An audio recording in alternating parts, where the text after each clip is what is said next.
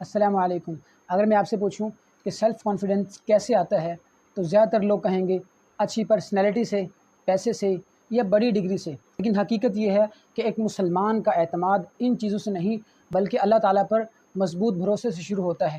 اگر آپ بھی لوگوں کے سامنے بات کرتے ہوئے گھبرا جاتے ہیں، اگر پریزنٹیشن، انٹرویو یا کیمرہ کے سامنے اعتماد محسوس نہیں کرتے تو آج کی ویڈیو آخر تک ضرور دیکھیں۔ نمبر 1، اللہ تعالیٰ پر مکمل بھروسہ کریں۔ سیلف کانفیڈنس کا مطلب یہ نہیں کہ انسان صرف اپنی صلاحیت پر یقین رکھے۔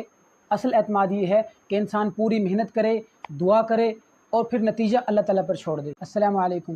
اگر میں آپ سے پوچھوں کہ سیلف کانفیڈنس کیسے آتا ہے تو زیادہ تر لوگ کہیں گے اچھی پرسنالٹی سے، پیسے سے یا بڑی ڈگری سے، لیکن حقیقت یہ ہے کہ ایک مسلمان کا اعتماد ان چیزوں سے نہیں بلکہ اللہ تعالیٰ پر مضبوط بھروسے سے شروع ہوتا ہے۔ اگر آپ بھی لوگوں کے سامنے بات کرتے ہوئے گھبرا جاتے ہیں، اگر پریزنٹیشن، انٹرویو یا کیمرہ کے سامنے اعتماد محسوس نہیں کرتے تو آج کی ویڈیو آخر تک ضرور دیکھیں۔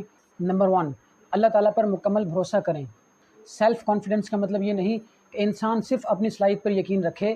اصل اعتماد یہ ہے کہ انسان پوری محنت کرے، دعا کرے اور پھر نتیجہ اللہ تعالیٰ پر چھوڑ دے۔